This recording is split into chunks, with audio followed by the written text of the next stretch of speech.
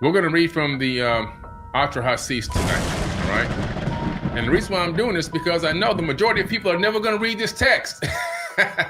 So I'm going to read it for you, and you're going to listen. Yeah, I'm about to expose every lie they done told, like how they trafficking kids and why they ain't got a soul. They feeding off our energy, trying to destroy the globe. They got weather control, they even making it snow. But we can't run from it, gotta grab it by the antler. Let's tap into the creation story a little bit with Billy Carson, y'all. I believe he does a great job when it comes to actually, reading the doctrine as it comes from the transcripts when we talk about the clay tablets. All right. I feel like so many people, get the misconception of who these Anunnaki were. They were not the source. Okay. That's the biggest misconception that I think people have of them. Okay.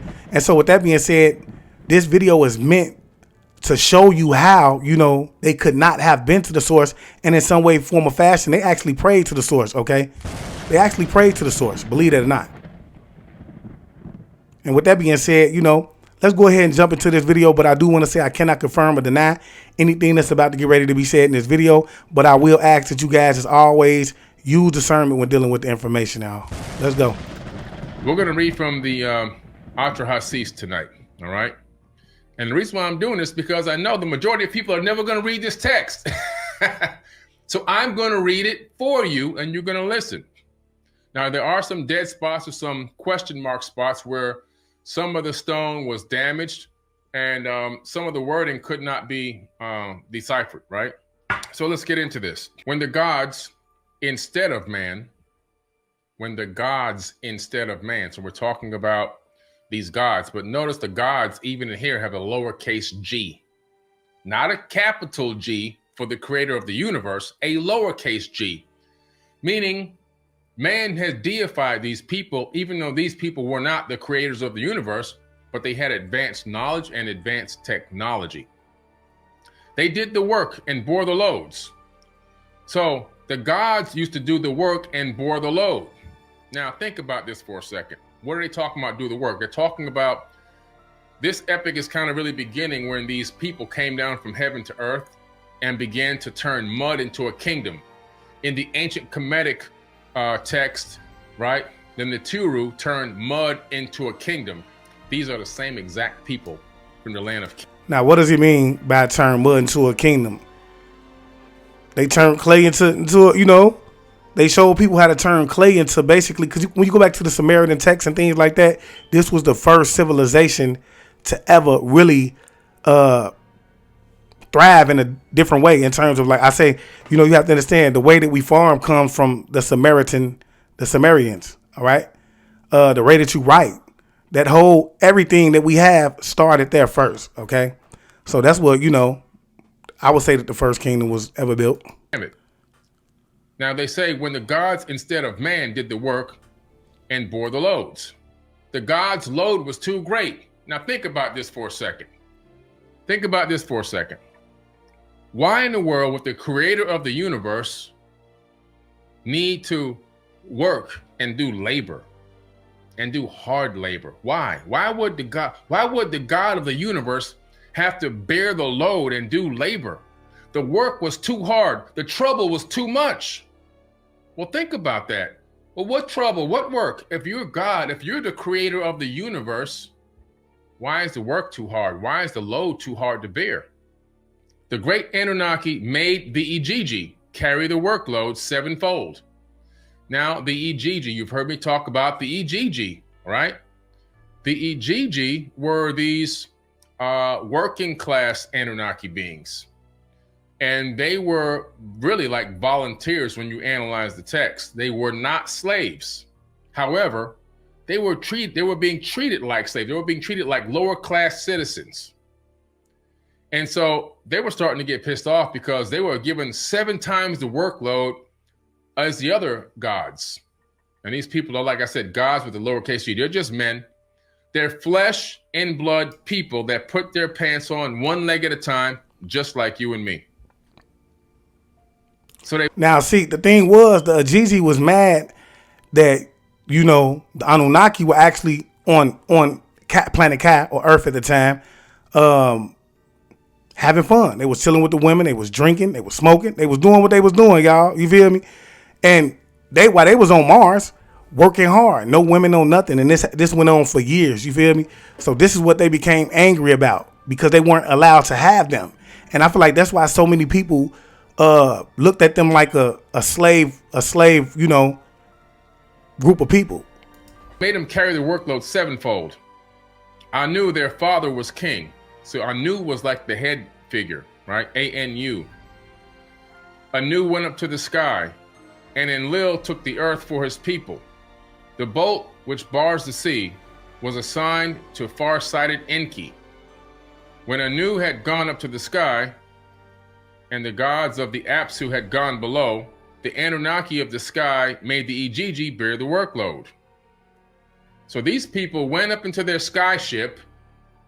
They're just kicking back. They got their feet up. They're relaxed. They're chilling. They said, you guys do all the work. We're going to sit back and watch from the sky.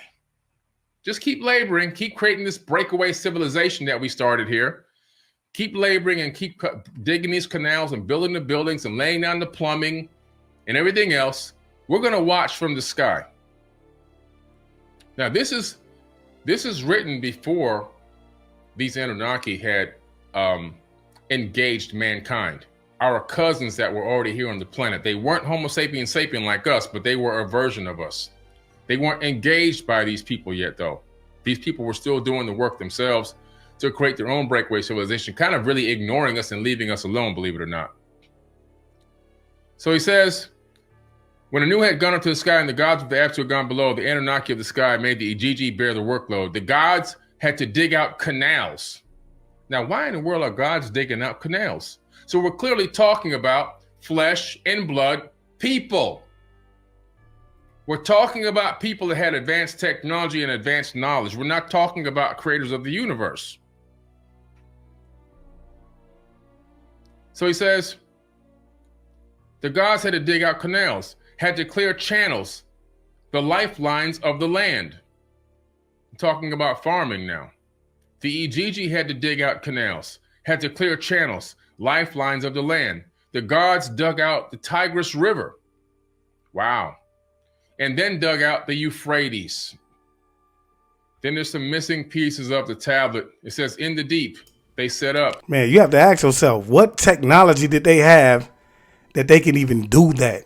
Now, of course, we know this took a long period of time, but what technology did they have? Now, that was also an indication that we were dealing with a group of beings that were way ahead of us. Okay, so when you look into the word Genesis, it comes from a word that means to reconstruct or to replenish. All right.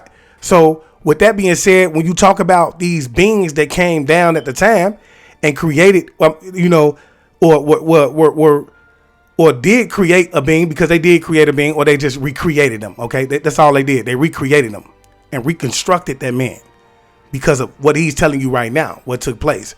They needed to do that in order to stop the war that was going to take place between the Anunnaki and the Ijiji. All right. The Apsu of the land inside it raised its top. All of the mountains, they were counting the years of loads. They had been laboring for quite some time, by the way. The Great Marsh, they were counting the years of loads. For 3,600 years, they bore the excess. 3,600 years is one rotation of their home planet around our sun. They call it a shar, according to these Anunnaki people. Hard work, night and day. They groaned and blamed each other. This is how you know they're not real gods. They groaned. They're in pain. People are hurting. This back-breaking labor going on. They groaned and blamed each other, grumbled over the masses of excavated soil. Let us confront our masters, the Chamberlain, and get him to relieve us of our hard work.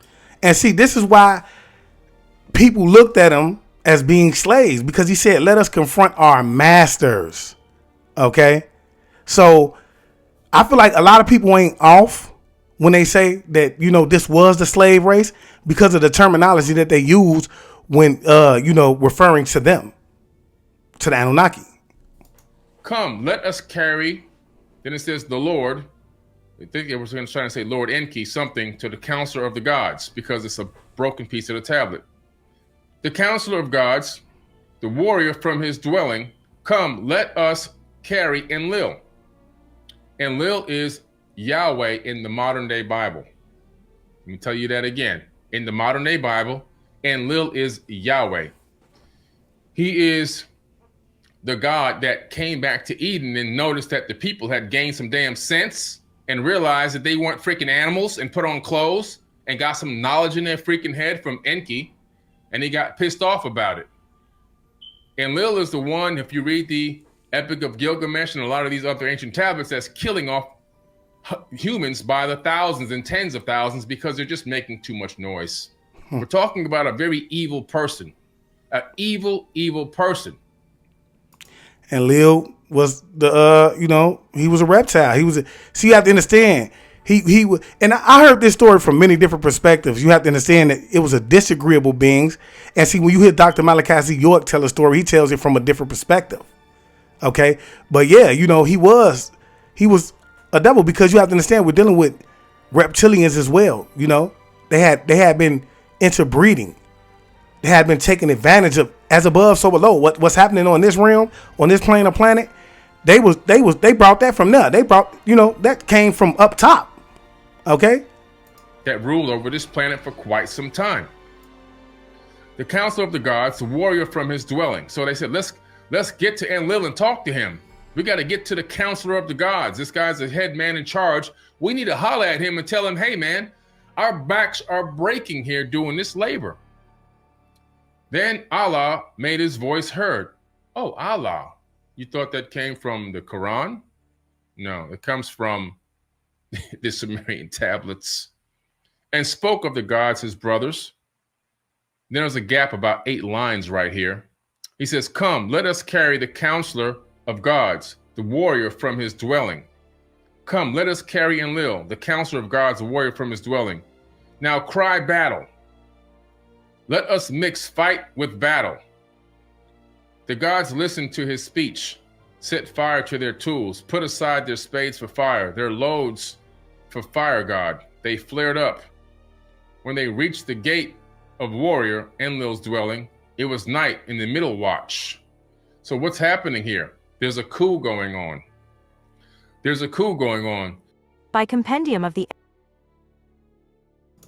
See, what we have to understand is this, bro. These group of beings were actually, they were just light years ahead of us. They weren't who, you guys think that they were. They prayed to the creator as well. In fact, they made acknowledgments to them in these same tablets that he's reading from. They said he was going to get them for interfering. And that was the Most High. You feel me? Now, I will say this, from what my studies, okay, the Most High was Anu. Anu had no idea what they were doing. They were supposed to come down here and basically get the goal. He assigned basically I think it was his brothers who they had like a fight up there before he left Earth. They dropped his brother off on Mars to be unalive there, to die there, okay, y'all. And once he basically was dropped there, his son said, well, I'm gonna stay with him. He said, okay, well, that's what's up.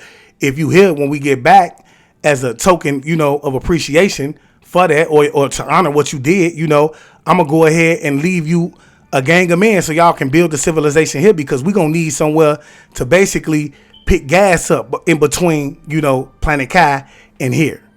Okay, so he didn't know. He went back, and then he left 2 people in charge, which were Inky and Enlil. One was in charge of the sky, and one was in charge of the land. Okay, and they were supposed to handle their business, but they were slaving them up there. And when they was like, we ain't having it no more, it's time to go to war, they choose to do something that they had no business doing, which was create a new group of beings. All right, and yeah. So with that being said, man, we need to understand, bro, that these were not the Most High.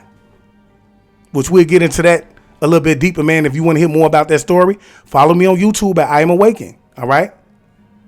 We're going to cut up over there. All right. So, yeah, we have to, stop. The reason you are a God because of your connection to the planet. You was actually here before they came. I've said this on plenty of occasions. Okay. And when they recreated you, they just evolved you. So you are already connected to the planet. They sped up your evolution. But what they did was, as a token of that, they gave you the ability to be greater than who they were. All right. And so with that being said, I just want to leave y'all as I came, man. Well, y'all make sure y'all get over there to YouTube. Follow me on YouTube at I Am Awakened, man. Also, don't forget to follow me on Instagram at I Am Awakened _chosen one. And yeah, I just want to leave y'all as I came. I want you guys to always be aware, because to be aware is to be alive. And as always, peace, family. Peace meaning positive energy always creates elevation. Ashe.